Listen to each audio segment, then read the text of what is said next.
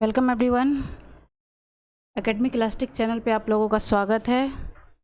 इससे पहले हम लोगों ने क्लास 10 हिंदी चैप्टर 1 स्पर्श में जो चैप्टर 1 है उसका क्वेश्चन आंसर और उसके कबीर के साखी की व्याख्या की थी। आज हम लोग स्पर्श का ही दूसरा चैप्टर लेंगे, मीरा के पद, और उनके पदों के बारे में डिस्कशन करेंगे। ठीक है, तो ये हिंदी की बुक है स्पर्श। तो मीरा जो हैं, मीराबाई का जन्म कहाँ हुआ था? जोधपुर। थोड़ा सा मीरा के बारे में जानते हैं। मीरा 1503 से 1546 तक उनका लाइफ पीरियड था। और मीराबाई का जन्म जोधपुर के चोकड़ी यानी कुर्की गांव में 1503 ईस्वी में हुआ था। 13 वर्ष की उम्र में मेवाड़ के महाराणा सांगा के कुंवर भोजराज से उनका विवाह हुआ। उनका जीवन दुखों के छाया में ही बीता। बाल्यावस्था में ही मां का देहांत हो गया था। विवाह के कुछ ही साल बाद पहले पति, फिर पिता और एक युद्ध के दौरान ससुर का भी देहांत हो गया।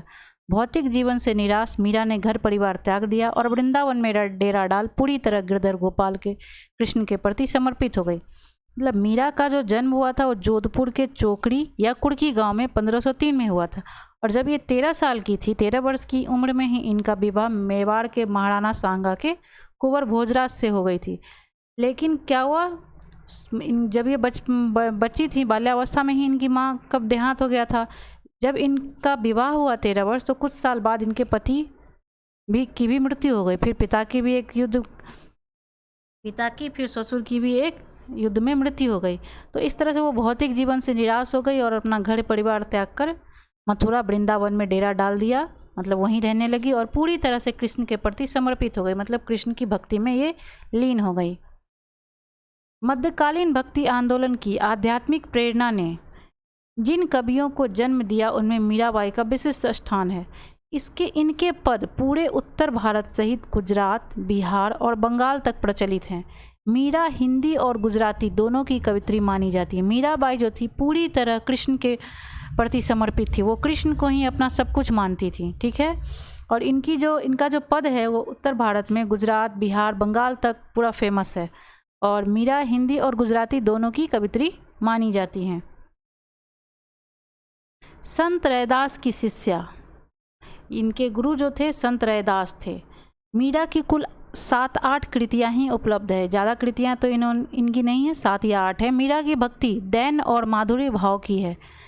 मतलब दुखी और माधुर्य भाव की हैं। इन पर योगियों, संतों और वैष्णव भक्तों का सम्मिलित प्रभाव पड़ा है। मीरा के पदों की भाषा में राजस्थानी, ब्रज और गुजराती का मिश्रण पाया जाता है। वहीं पंजाबी, खड़ी बोली और पूर्वी के प्रयोग भी मिल जाते हैं। कहते हैं पारिवारिक संतापों से मुक्ति पाने के लिए मीरा घर द्वार छोड़कर वृंदावन में जा बसी थी और कृष्णमय हो गई थी। ये तो आपको पहले ही बता दिया गया था कि वो सांसारिक सुखों को छोड़कर उनसे दुखी हो गई थी अपने जीवन से और वृंदावन में जाकर पूरी तरह रम गई थी कृष्ण के भक्ति में। इनकी रचनाओं में इनके आराध्य कहीं निर्गुण निराकार ब्रह्म, कहीं सगुण साकार गोपी वल्लभ श्री कृष्ण और कहीं निर्मोही परदेसी जोगी के रूप में संकल्पित किए गए हैं। वे गिरधर गोपाल के अनन्य और एकनिष्ठ प्रेम से अभिभूत हो उठी थी। यहाँ गिरधर गोपाल कृष्ण को संबोधित किया गया, भगवान श्री कृष्ण को। प्रस्तुत पाठ में संकलित दोनों पद मीरा के इन्हीं आराध्य को संबोधित हैं। ठीक है, मतलब इनका 2 पद है इस अध्याय में। इसमें मीरा के 2 पद हैं और दोनों पद जो हैं कृष्ण को ही समर्पित हैं, कृष्ण के बारे में ही है। मीरा अपने आराध्य यानी श्री कृष्ण से मनुहार भी करती हैं, लाड़ भी लड़ाती हैं। मतलब विनती भी करती हैं और लाड़ भी लड़ाती हैं। तो अवसर आने पर उलाहना देने से भी नहीं चूकती और उनसे शिकायत भी करती हैं। उनकी क्षमताओं का गुणगान स्मरण करती हैं तो उन्हें उनके कर्तव्य याद दिलाने में भी देर नहीं लगाती। तो चलिए उनका पद देखते हैं। तो पहला पद दिया गया इस पाठ्य पुस्तक में, हरि आप हरो जनरी भीर, द्रौपदी री लाज राखी आप पढ़ायो चीर, भगत कारण रूप नरहरि धरियो आप शरीर, बूढ़ तो गजराज राखियो काटी कुंजर पीर, दास मीरा लाल गिरधर हरो महाड़ी भीर। तो देखते हैं, हम कोशिश करते हैं इसका पद को एक पहले लाइन बाय लाइन समझाने का, उसके बाद आपको एक साथ सबका भावार्थ बता दिया जाएगा। तो पहला लाइन जो था, हरि आप हरो जनरी भीर, तो इस पंक्ति के माध्यम से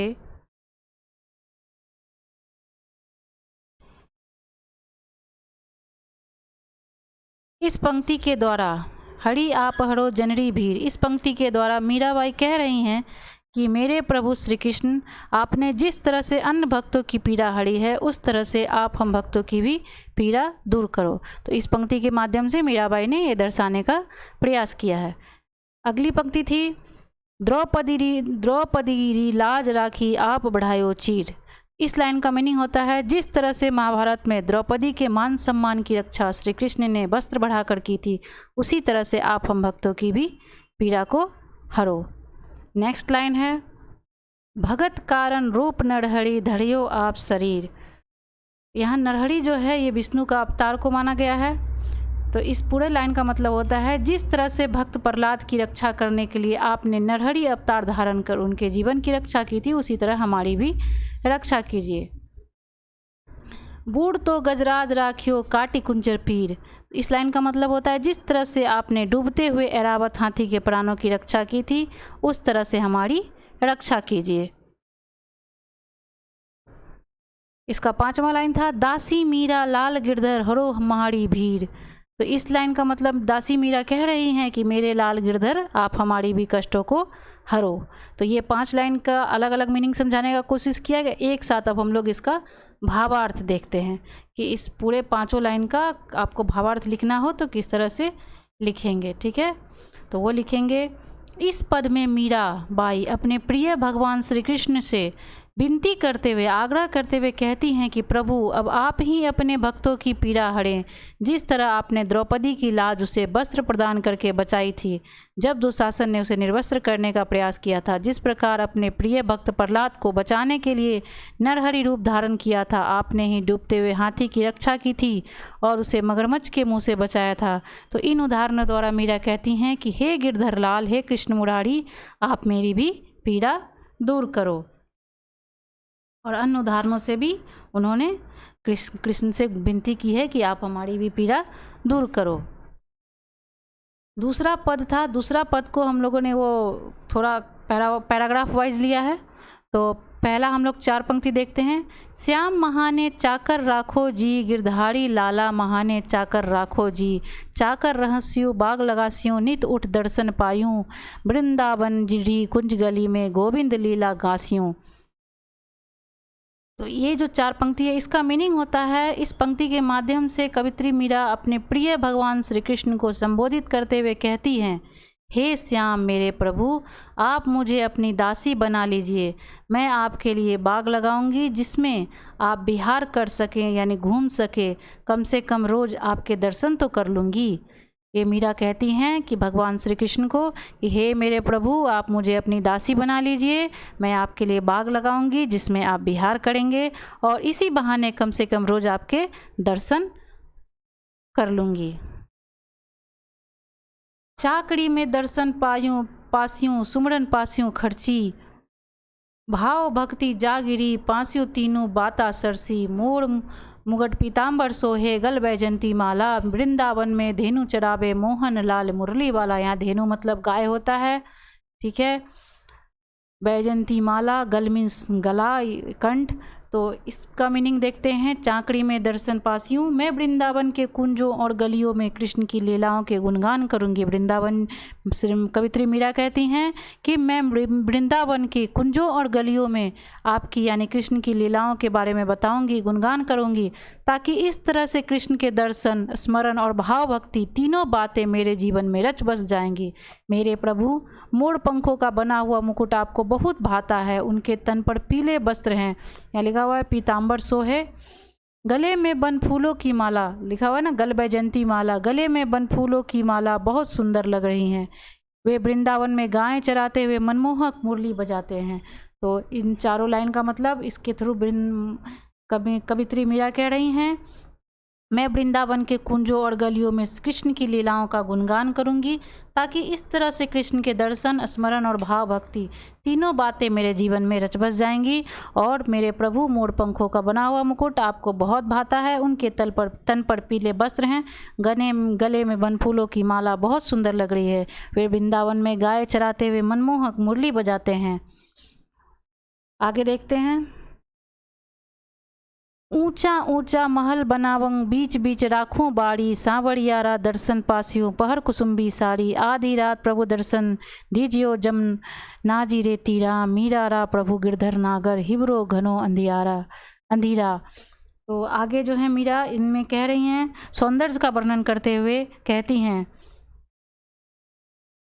उनके ऊंचे ऊंचे महल हैं, उस महल में मीरा बीच बीच में सुंदर फूलों से सजी फुलवाड़ी बनाना चाहती हैं। मीरा कुसुम्बी साड़ी पहनकर अपने प्रभु के दर्शन करना चाहती हैं। देखिए, ऊंचा ऊंचा महल बनाऊं बीच बीच राखूं बाड़ी, मतलब उनके ऊंचे ऊंचे महल हैं, उस महल में मीरा बीच बीच में सुंदर फूलों से सजी फुलवाड़ी बनाना चाहती हैं। सांवरियारा दर्शन पासियों पहर कुसुम्बी साड़ी, मतलब मीरा कुसुम्बी साड़ी पहनकर अपने प्रभु के दर्शन करना चाहती हैं। आधी रात प्रभु दर्शन दीजियो जमुना जी रे तीरा, मीरा अपने प्रभु से विनती करते हुए कहती हैं कि आप अर्धरात्रि यानी आधी रात के समय मुझे यमुना के किनारे अपने दर्शन दीजिए, मुझे कृतार्थ कीजिए। मीरारा प्रभु गिरधर नागर हिबरो घनो अंधीरा, मतलब मुझे कृतार्थ करे, हे मेरे गिरिधर, हे मेरे कृष्ण, हे मेरे मुरारी, मेरा मन आपसे मिलने को बेहद व्याकुल है। तो इस तरह से मीरा ने इन दोनों पदों के माध्यम से कृष्ण के प्रति पूरी भक्ति दिखाई है, और वो एकमात्र अनन्य कृष्ण की भक्त थी। उन्होंने कृष्ण को ही अपना सर्वस्व त्याग दिया था, कृष्ण की भक्ति में पूरी तरह से लीन हो गई थी। तो ये आपका दूसरा पद था मीरा का। इस यूनिट चैप्टर 2 में 2 ही पद थे मीरा के। आई थिंक आपको ये वीडियो अच्छा लगा होगा। अच्छा लगे तो लाइक एंड शेयर ज़रूर करें। Thank you.